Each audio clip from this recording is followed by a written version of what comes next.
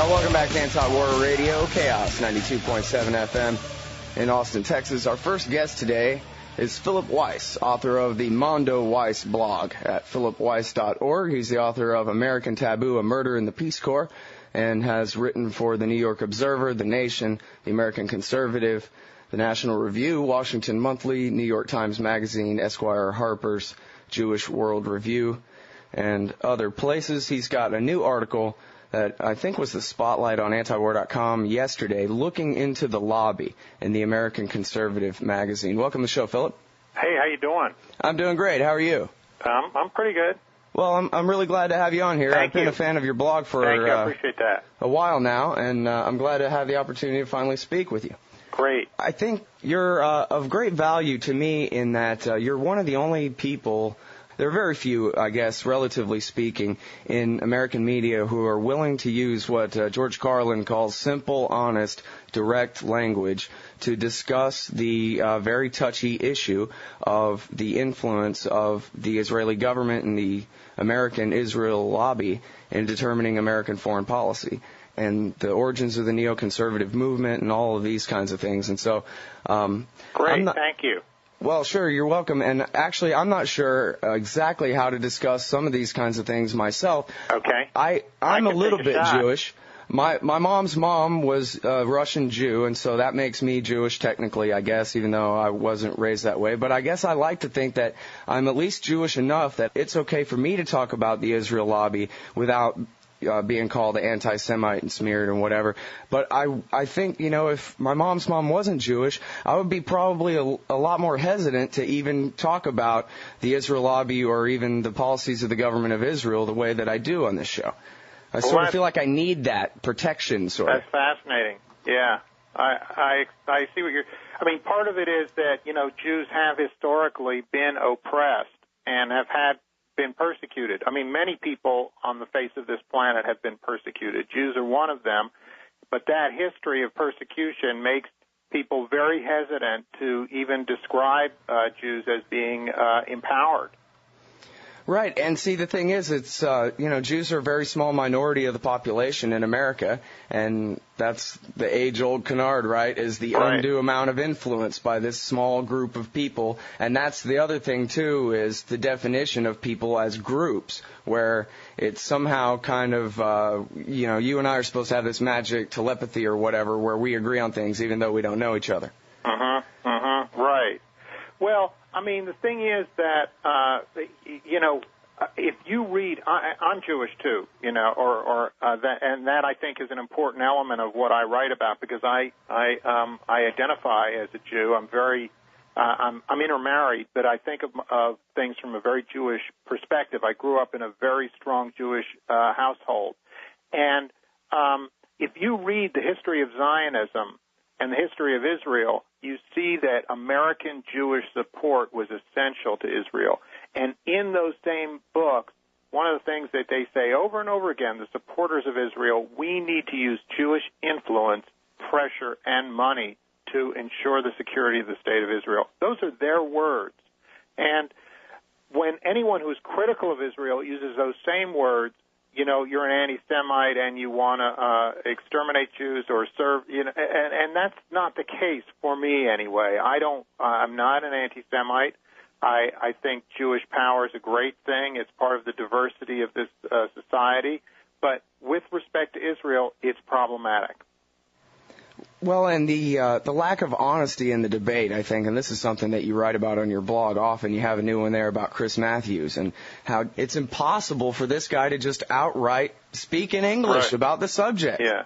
I love Matthews is a great journalist who knows politics better than anyone, and on this issue, he just is always tongue-tied about the fact that Jews play an important part in the political process, which, pro-Israel Jews are doing right now on this Iran stuff. Is it in our interest to let, Israel go off and bomb Iran right now? What's it going to do to the price of oil? What's it going to do to peace in the Middle East? To our soldiers in Iraq. To our soldiers in Iraq, right. And, Israel has been in a cycle of violence with its Arab neighbors since, before Israel, since the 1920s when Arabs opposed Jewish immigration in Palestine. that's a cycle of violence that they chose at some level to participate in. Do Americans have to also choose to be in that cycle of violence? I think that is really the central, kind of issue for me here. Sure, and having the actual choice. I mean, if this is even supposedly a democracy and all that, to have, say, for example, the Iraq War, which most Americans probably still can't really put their finger on what that war was about, but right. The vast majority of them have no idea really about the neoconservative influence and the centrality of Israel to their foreign policy. Absolutely. And, the thing is that this is one way in which the left has tended to serve the neoconservatives, by protecting them from that conversation, by saying it's all about oil. It may well be about oil for Dick Cheney and for Rumsfeld. I'm not completely sure. I mean, those guys are black boxes. But for the neoconservatives, Israel was central to their thinking, has always been central to their thinking, and surely played a role in their plans for this war.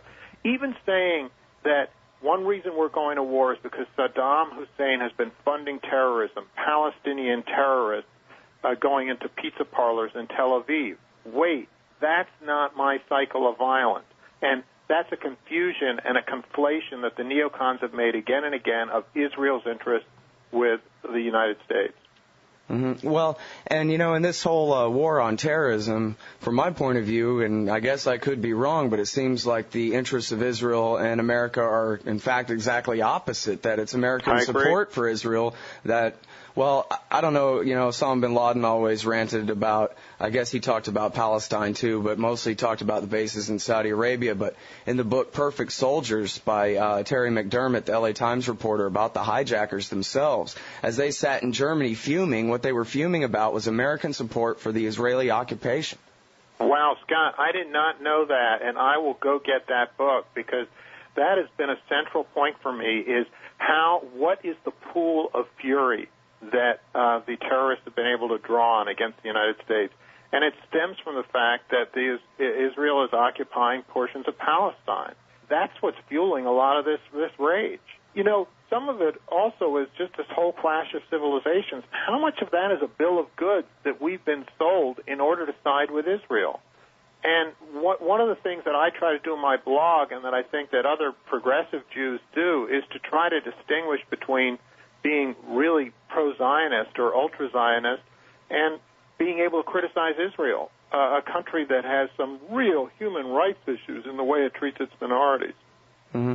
And, even a Scottish-descended redneck from Alabama ought to be able to discuss Israel critically without being smeared personally. Absolutely, especially when American blood and treasure is being expended, in part because of protecting Israel's security. I think that's where, I really think that the taboo is being broken. You're breaking it, I'm breaking it.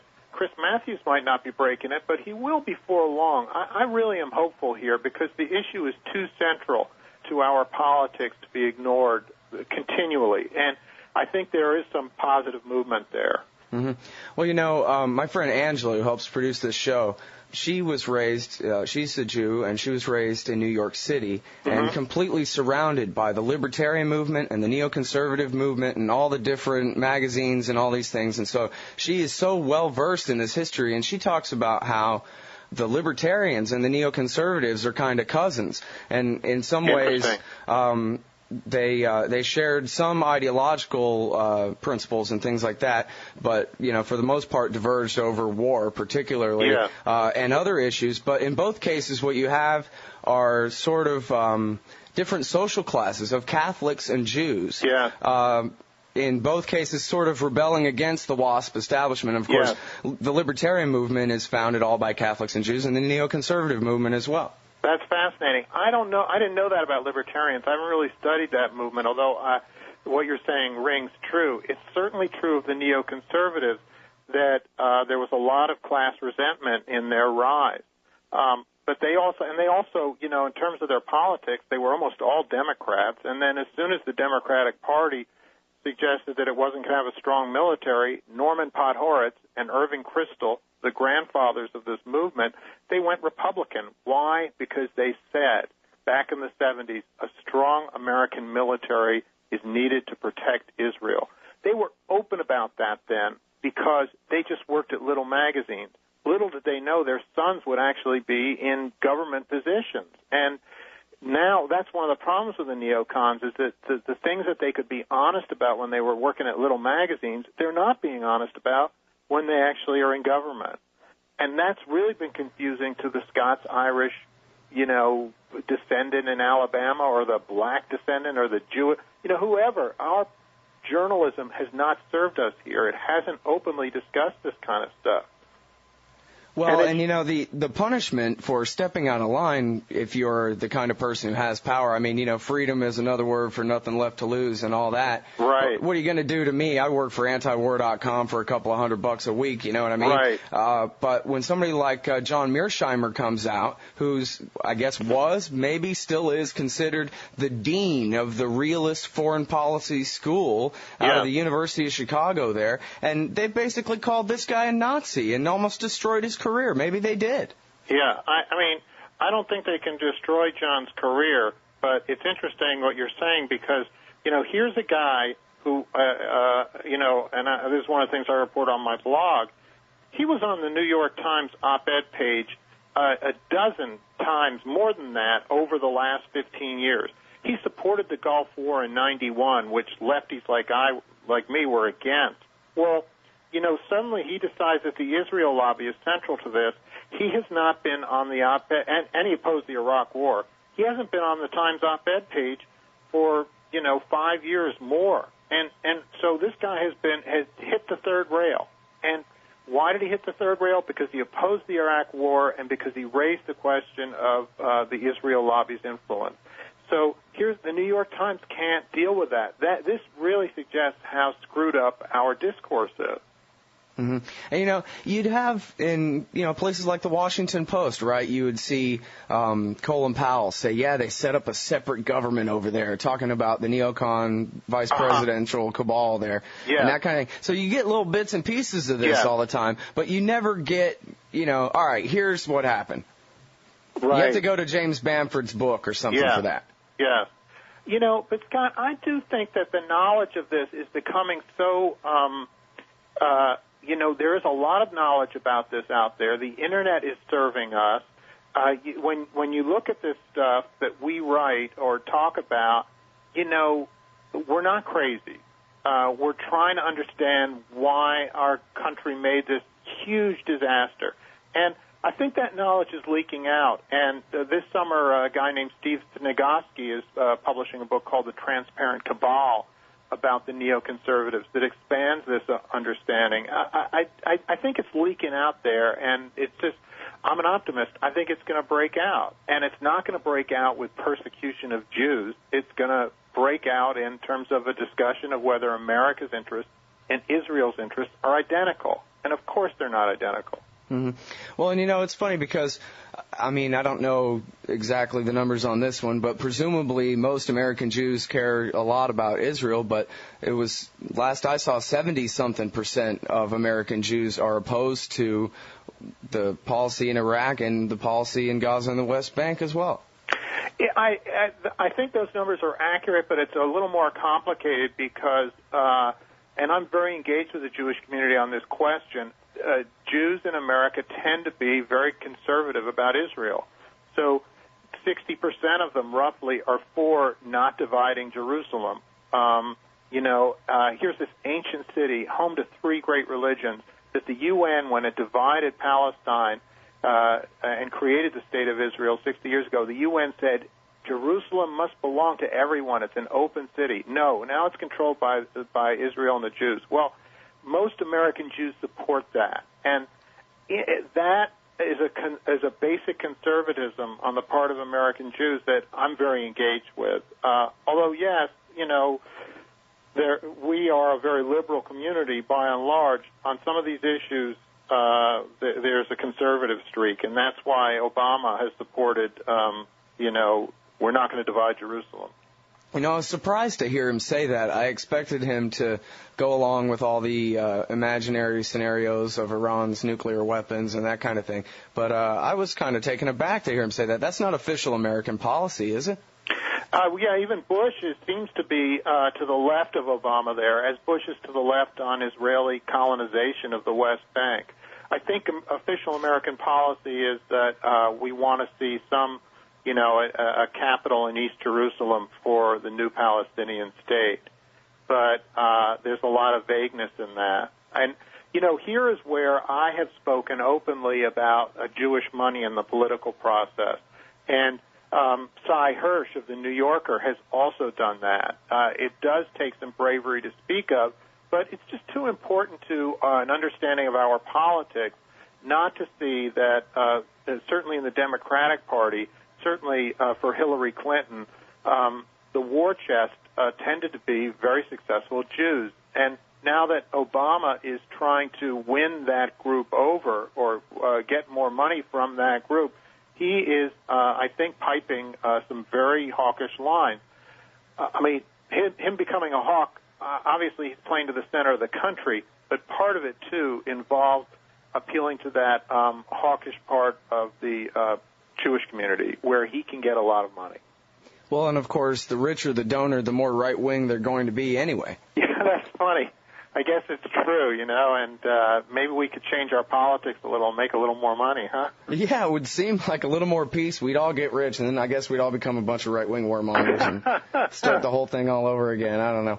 That's great. Okay, so now help us understand the divisions in Israeli politics a little bit between those who want to just basically settle the West Bank and take the whole thing over and continue, keeping the blockade against Hamas and the Gaza Strip and low-level warfare forever, versus those who actually want to do. There was this whole land for peace thing back in the 1990s I heard of once. What happened to that?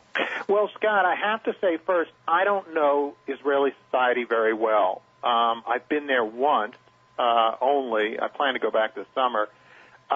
And, in fact, when I was there, but I'll tell you this, not knowing that society and its politics very well, I have certain, distant perspective on it. But one thing I noticed is when I went to the West Bank and visited a settlement, the guy who had was carrying an M16 at the guardhouse as I drove up with this cab into this, remote hill area in northern West Bank, he had an American accent.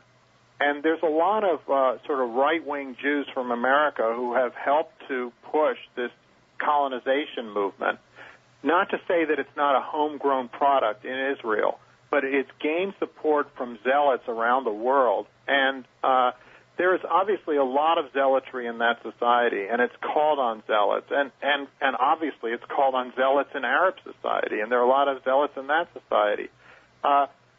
Is there a place for moderation in those societies? Apparently, yes. I mean, polls show that 60% of Israelis support a land for peace initiative, and apparently 60% of Palestinians, or two-thirds of Palestinians, share that view.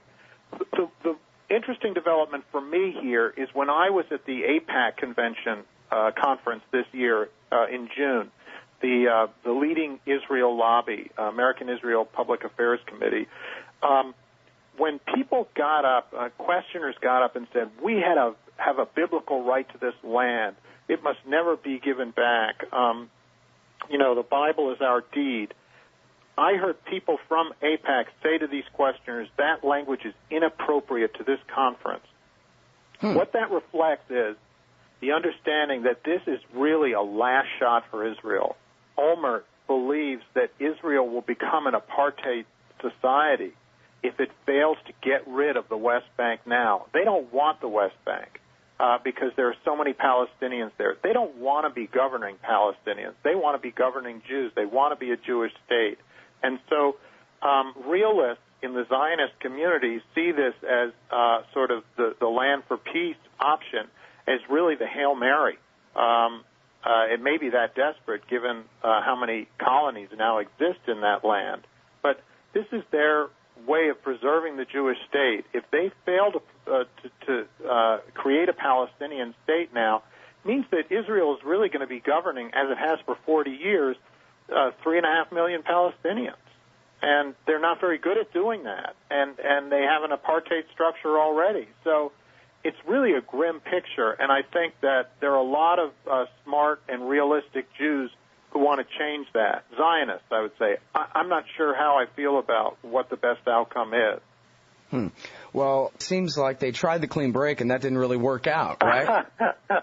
Yeah, well, that was the clean break, of course, was the neoconservative answer, and Netanyahu's answer, and now, Netanyahu wants to get back in, and that would be essentially, as I understand it, would end up meaning expelling Palestinians or, hoping they move to Jordan.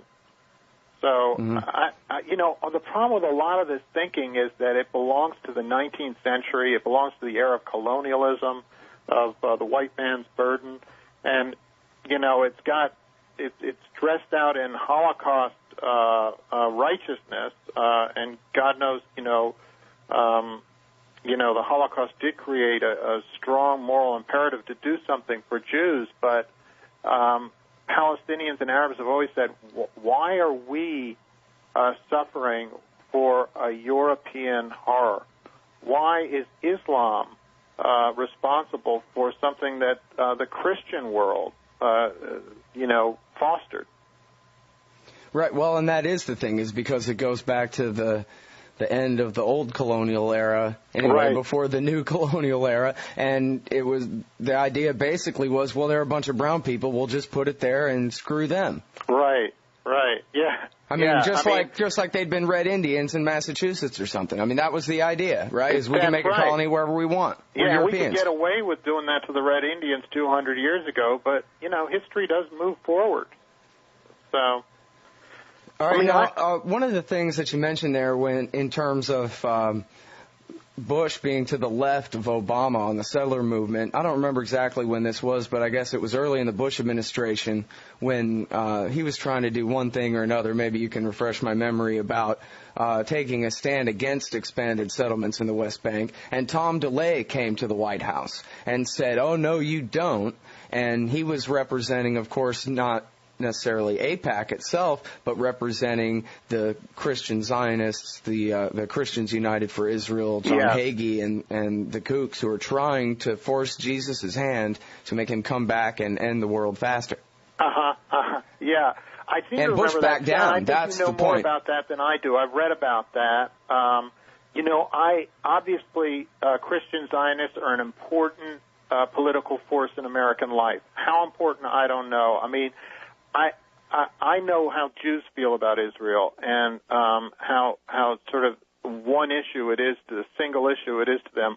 I question whether Christian Zionists would lay it down the way that the Jewish ones would.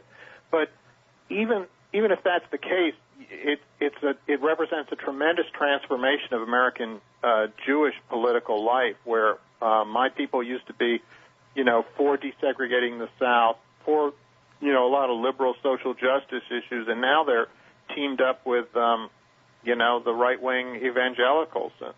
Yeah, the Jesse Helmses of the world. Yeah. So, and that means that they would have sold out a lot of their sort of social concerns. Jews are very pro-stem cell research and pro-abortion rights in general by like 90%. They would have sold out those issues in order to make common cause over this militant neocolonial state.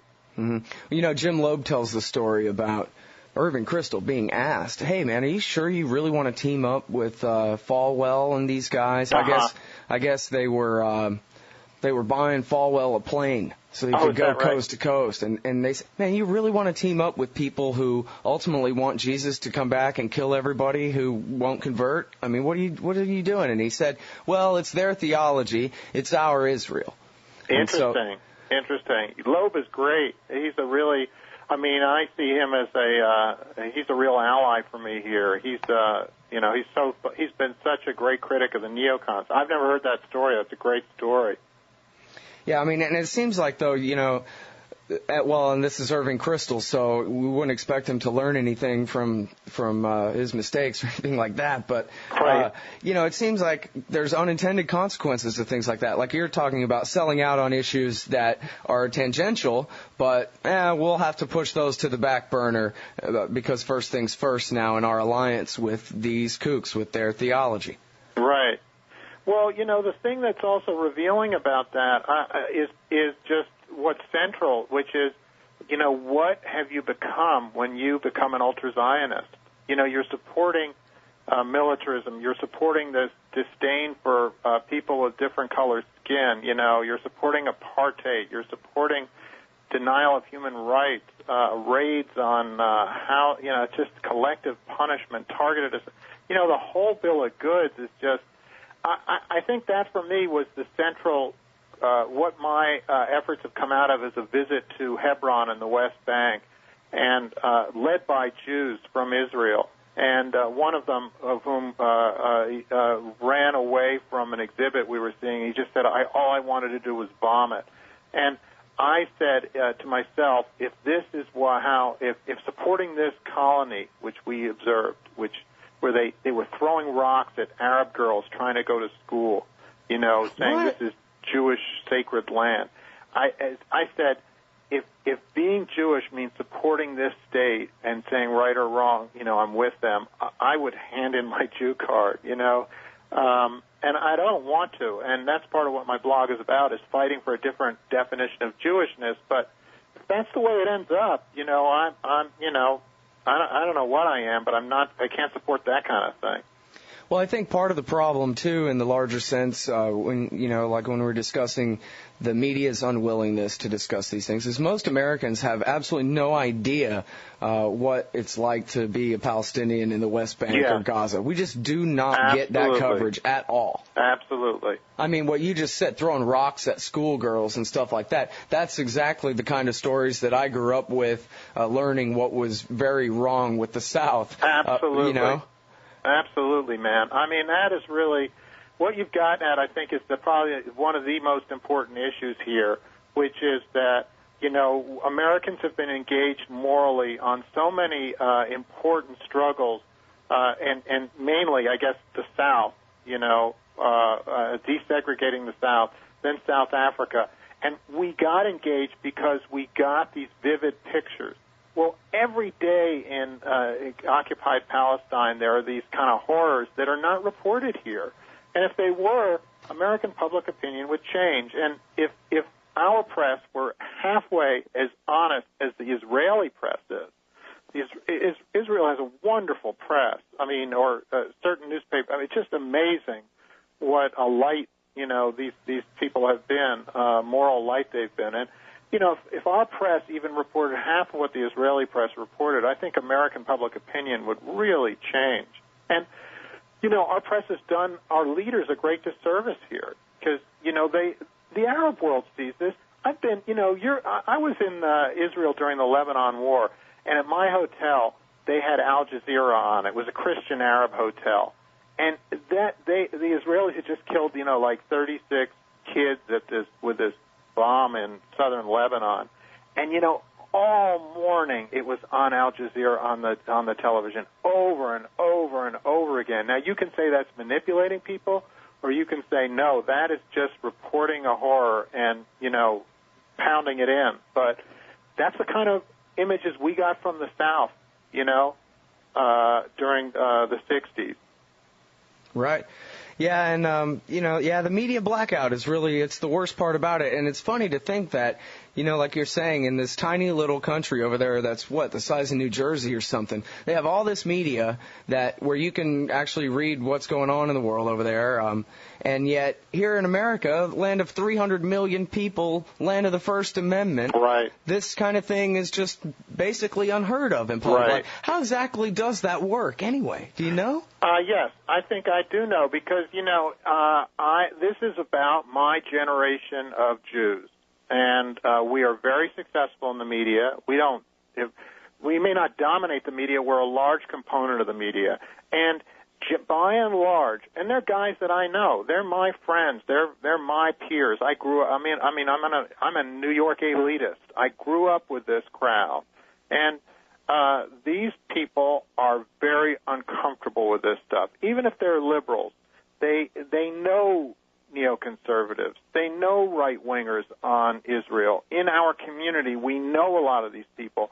And you can either make the choice, as I have, to, you know what, maybe I'm not going to be friends of certain neocons. Maybe I can't. Maybe I'm going to make things uncomfortable at when I go home. My mother and I disagree about this. We've had it out. We continue to have it out.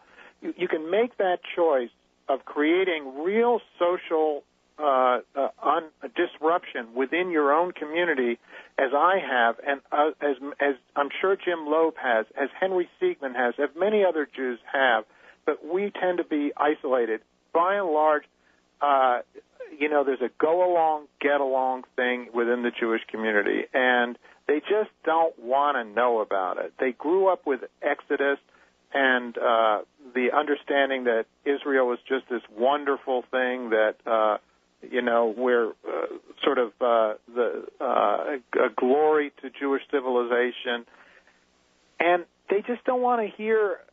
It just is too troubling to them to contemplate that all this might be true. And so what that means is that these people, many of whom have real media power, are just kind of sitting on their hands when someone like Jimmy Carter is smeared as an anti-Semite, or John Mearsheimer is smeared as an anti-Semite, or when I can't get work to write about my point of view, they think that's fine.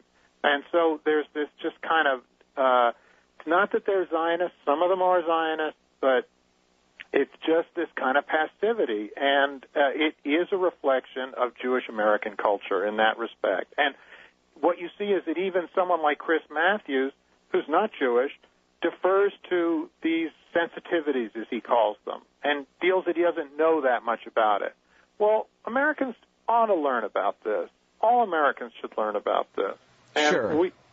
Well, and Matthews, of course, does know all about this. He was one of the guys who actually did talk about the neoconservatives in specific before the war. You're right. Yeah. I mean, few and far between, but he said enough that he knew what was going on. Yeah. And Scott, he mentioned the Israel thing then too, right? The Israel agenda, I think. Yeah, he asked. I think it was Richard Pearl that he said, to what degree is this clean break? Or maybe that was actually even Tim Russert that asked Pearl about the clean break. Now that I think about it. Really? Right, anyway. Well, so tell me about the future of the Israel lobby here. I know there's this new thing called J Street. As someone who thinks that America should have no entangling alliances with anybody and that Israel ought to be on their own as much as Mozambique or any other country that's not in America's interest, is J Street headed toward a non-interventionist future at all, or maybe one that I guess just leans a little bit more liberal than AIPAC, or what's the deal with that? I don't know. I mean, I think J Street's a very hopeful sign. I'm very pleased that it exists because what I guess I've indicated throughout this conversation is that I think Jewry itself, American Jewry, which has so much power in American society, it needs to reform. It needs to open up. So J Street is a sign of that. I was somewhat dismayed that J Street didn't really criticize Obama when he called for an undivided Jerusalem. So there's some ways in which I think J Street is not exercising enough independence. What I've called for, and I think will happen, it's just inevitable, is that within the Jewish community there will be a great debate, a soul-searching about why we protected these neoconservatives, why we didn't dime them out, as you and I are diming them out right now, why we didn't dime out their agenda at the start of this. And the Jewish community will have to come to terms with it. I think, I'm an optimist, and I think that the American South, the desegregation movement, is a great example, and is an inevitable example that the sort of call of human freedom is just the loudest call here, and that Americans will, before long, begin to see Arabs as human beings. And it's just inevitable. But I think part of that will be reforms within the Jewish community, of which J Street is an important symptom. Well, that's good. Yeah, I guess I always believed in that whole free market of ideas and that kind of thing. The more open the debate, the better. Well, are you optimistic?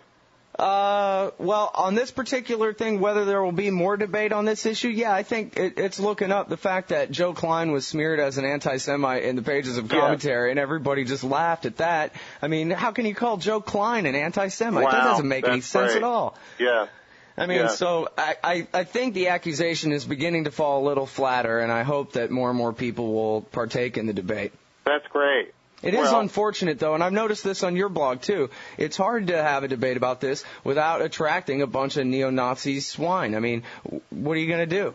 I know. And, the thing is that, it's upsetting to me that I do that I do attract that, or that David Duke is putting me on his site, linking me on his site. And at the same time, I think, you know what? This man has no power over me. I don't feel threatened by anti-Semites in America. I have to say what I believe is true. And I think that right now, you have to look at every period of history where we are right now, Right. Yeah, well, that's really good of you, man. That's actually courage to find. And, speaking of where we are right now, the Israelis are trying to hold talks with the Syrians about making peace and giving up the Golan Heights. And during all this drum beating for war with Iran and all that, it sort of seems like at least some parts of power in Israel are trying to work things out over there. Right, and I agree. And part of it is also understanding how much is Israel locked in a kind of a regional power struggle with Iran. How much of this is just Mao-Maoing each other that, they're the two regional superpowers, Iran and Israel. Of course they're going to be opposed to one another. That's the way it works. It's like the Soviet Union and the United States. Mm-hmm. And it's not about nukes. We know that. Yeah. I mean, that's really, the thing to me is that I'm really curious about this, really. I mean, why can't, I understand, as you're saying, two major regional powers, but it seems like Israel ought to be able to deal with Iran as a regional power, seeing as everybody knows they're not making nuclear weapons. What really is the big deal? Well, it's interesting that remember when, right at the same time that they took our hostages in, 79? Well, I was 3, and I remember well, though. Yeah, go ahead. Okay. Well, right at that same time, Iran was calling Israel a tumor that had to be cut out of the Middle East in its public statements. And the United States, of course, hated Iran because they'd taken our hostages. And Israel, at the same time, was telling the United States, no, don't alienate Iran. So the rhetoric was at one level, and at that time Israel was playing footsie with Iran because it was opposed to Iraq. There's just this counter. The rhetoric is at one level, and at the other are these real kind of regional battles for power and influence. And Iran has obviously been hugely empowered by our destruction of Iraq, and Israel doesn't like that. It's hard for me to read all this. I don't quite understand it, but I think that it's important for Americans to look at what is our best interest. Where's the price of oil? Where are our soldiers right now? Who's going to get hurt if they, go ahead and bomb Iran? Look, as you pointed out, look at all the American soldiers who are vulnerable to Iranian attack. Mm-hmm. Well, I guess I like to think, and I know there have been a couple examples of this, I like to think that, well, as you're saying, that the real policy actually is a much more peaceful one. Uh-huh. I know that it was leaked. I believe this wasn't really a public statement, but it came out that the foreign minister, Zippy Livni, or however you say her name, said that, Iran doesn't have nukes, and they're not making nukes, but even if they did have nukes, we could live with that anyway. Really? Interesting. Yeah, that was in Haaretz. Fascinating. And, Fareed Zakaria of Newsweek has said we can live with a nuclear Iran. John Mearsheimer has said we can live with a nuclear Iran. Why aren't we hearing from these people on television? I don't know that I agree with them, but because I don't understand nuclear policy especially, but I would, God knows I'd like to hear from those voices right now rather than someone who says we have to dash that society to bits. Look, Israel got its nukes in the 60s. That created enormous instability. Some say the 67 war began because Israel wanted to become a nuclear nation. And Noam Chomsky's answer on all this is, hey, denuclearize the whole region. And I guess that's where I am on this one. Well, why can't we wind down the rhetoric and get, if Israel really wants to make progress here, why don't they get rid of some of their nukes? Sounds reasonable, but I guess you can't be a regional hegemon with no nukes. That's true. That's a good point. Right. All right. Well, hey, listen, I really appreciate all that you do and the honesty that you bring to this debate. It's a debate without much honesty most of the time. So I really appreciate your time on the show today. Thank you. And, Anawar.com, I love it, man. Oh, great. Well, thank you. Okay. I'll pass that on to the boys, too. Okay, great. All right, everybody, that's Philip Weiss. He's the author of American Taboo, A Murder in the Peace Corps. He's written for the New York Observer, The Nation, the American Conservative, and his blog is MondoWeiss. That's philipweiss.org, one L in philipweiss.org. And the new one in the American Conservative is called Looking into the Lobby. You can find that if you just click More Viewpoints on the front page of antiwar.com.